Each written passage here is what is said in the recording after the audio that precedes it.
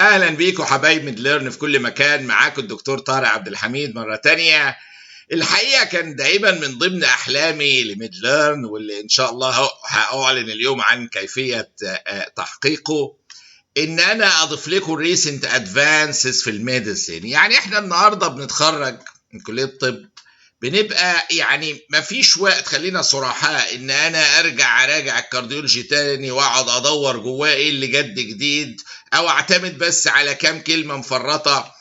فانا ان شاء الله بامر الله انا قررت ان هعمل لكم حاجة سيستم جميل جدا يخليكم دايما مع الريسنت ادفانسز في الميديسين بعدة وسائل، بحيث تمشي مع الجميع الاحتياجات، واللي عنده وقت، اللي ما عندوش وقت، اللي بيستخدم سيلفون، اللي عاوز يقرأ PDF. كل ده هنعمله بطريقة لذيذة جدا من خلال مجموعة أشياء. احنا عندنا الريسنت ادفانسز هنضيف أجزاء منها من خلال CMA Continuing Medical Education. اللي هيدخل عندنا في الموقع الجديد midlearn.academy هيلاقي كل CMA اللي فاتت في اليوتيوب موجودة، زائد الحاجات الجديدة اللي هتضاف. فده بيبقى شابتر لوحده او بروجرام لوحده مكتوب عليه CMA بالصورة دي، وهيبقى 1 2 3 هنبدأ نزود فيها بحسب عدد الفيديوهات. بتدخلوا تقدروا تتابعوا كل ما جاء الحاجات الجديده، زائد المعلومات القيمه في الكونتينيوم ميديكال اديوكيشن برضه. بس هنضيف فيها بالاضافه، هنشوف فيها الريسنت ادفانسز عن هتضاف على فيديوهاتها كمان. الحاجه الثانيه ان هو داخل midlearn.academy لو دخلتوا النهارده هتلاقوا الفيديوهات الجديده، الحاجات الجديده بتتحط في الاول، يعني متغيره. في الاول حطينا ECG لو تفتكروا، بعد شويه حطينا اكس راي وشرح عليها، كنا بندور على 4 ابنورماليتيز حتى، بعد شويه دخلنا نيورولوجي، بعد شويه الكيس الاخرانيه دي موجوده دلوقتي على midlearn.academy هتلاقوها متغيره. فاللي بيدخل على طول عاوز يذاكر بطنه، عاوز ياخد نيورولوجي، عاوز ياخد ECG، وكل ده مجاني، او عاوز ياخد الفاست ريفيو او الكترونيك بوكس من اللي عندنا، هيلاقي في بدايه الصفحه فيديو جديد غالبا بطريقه منتظمه. انا يعني بس في المرحله التجريبيه، ولكن قريبا باذن الله يبقى بنحاول معدل ديلي فيديو ينزل في هذا الموقع داخل midlearn.academy، فالتوب بتاعت الصفحه. بعد كده هنتابعكم دي بقى ينزل فيها الريسنت ادفانس، اي حاجه جدت في الطب هنعلمكم بيها من خلال يكون سيجنيفيكانت. انا مش بختار اي حاجه، انتوا عارفين احب حاجه ليها كلينيكال ابلكيشن وسيجنيفيكانت، مش كلام نظري كده خيالي، لا، حاجه اطبقها في حياتي العمليه سواء حضرتك او حضرتك. الحاجة الثالثة ان انا هنعمل لكم نيوزليتر، هو موجود حاليا، الاشتراك فيه قائم وسهل جدا مجاني برضو، بتسبسكرايب فيه، بس بتحط الايميل وتدوس بتاع البرتقالي دي وتكليك الايكون دهوت اللي هو علامة الصح هنا، فدي هيبقى ريجولار نيوزليتر. يعني احتمال نعمله every month هنشوف التايم، ولو في اقتراحات قولوا لنا. يعني لو في حد شايف بمعدل معين في باله يبقى حلو، قولوا لنا اقتراحاتكم، اكتبوها لنا تحت يعني.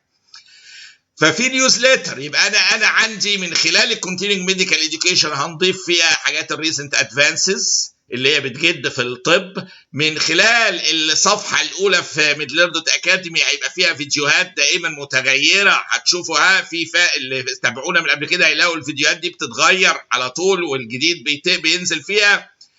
الحاجه الثالثه النيوزليتر، اللي هو اشتراكه مجرد بتدخلوا في اي، مثلا دخلت حضرتك او حضرتك انترنال ميديسن او نيورولوجي او سايكاتري وات ايفر، هتلاقي في اخرها تحت بتاع لطيفه كده، تكتبوا الايميل بتاعكم، تكليك البتاع الصغيره دي، يعني عشان لو ما عملتلهاش كليك مش هيجي لكم نيوزليتر، وتدوس سبسكرايب بس. يعني الايميل ودي وسبسكرايب هيجي لكم النيوزليتر، وهيبقى فيه معلومات لطيفه طبيه جدا بطريقه منتظمه لطيفه، زائد كل الريسنت ادفانسز اللي انا اراها مفيده في الحياه العمليه.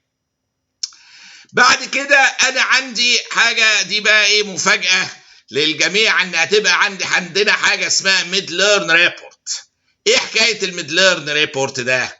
هيبقى yearly ريبورت. انا النهارده بخلص كارديولوجي، اندوكراين، دايابيتس، شيست، تزيد ماشي. عاوز اعرف ايه اللي جد في السنه اللي مش معقول اقرا كتاب قد كده تاني.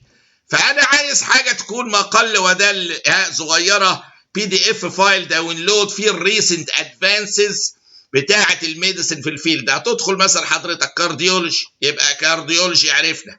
ومش كده وبس، هنضيف الحاجات اللي هي ليها ابلكيشن لطيفه، نسلكت الخلاصه، وهتبقى عندكم في ريبورت لذيذ جدا. سواء عاوز تقرا كل انترنال ميديسن، عرفت كل اللي جد المفيد اللي تقدر تطبقه في حياتك العمليه وحياتك العمليه.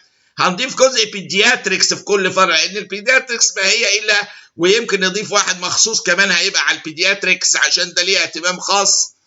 فهنعمل لكم ريبورت بالريسنت ادفانسز كل سنه، ريبورت حاجه صغيره تتقري والواحد قاعد في قطر ولا في كذا، يعني ما تاخدش وقت منه، ويقدر البني ادم يتابع كل ما جد سنه 2022 و 23 24. ربنا يدينا الصحه كلنا والعمر، نقدر نطور ونعمل.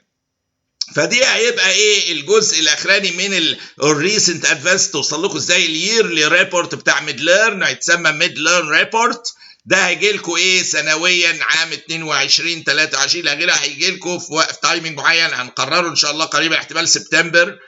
هيبقى فيه الريسنت ادفانسز بتاعه الفيلدز كلها اللي هي ليها كلينيكال ابلكيشن في حياتكم العمليه. يعني انا باختصار شديد جدا كتطوير لعمليه التعليم الطبي اللي هي احد احلامي، يعني الحقيقه ان انا اعمل الريسنت ادفانسز في الميديسن.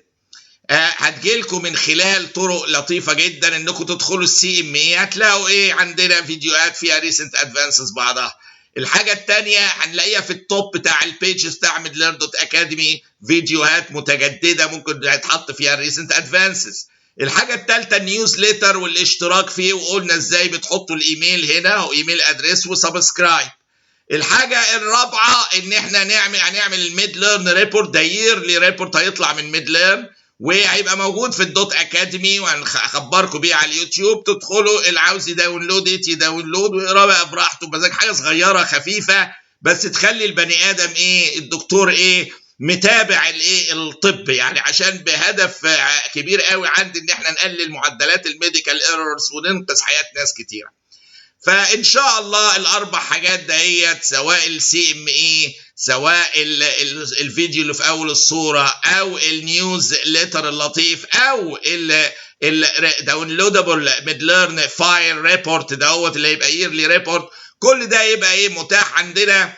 وعشان يعني نقدر نتحصل على كل ده ونشترك في النيوزليتر ونشوف وناخد PDF كل الحاجات دي، المطلوب بس تدخلوا تضغطوا على اللينك، تدخلوا على midlearn.academy، جميله دي، وتبداوا بقى اللي عاوز يشترك في النيوزليتر، اللي عاوز ينرول في حاجه، وهنتابعكم ان شاء الله تباعا. وكل سنه وانتم طيبين، وان شاء الله قريبا موضوعات اخرى جديده مع بعضينا باذن الله. باي باي، شكرا جزيلا.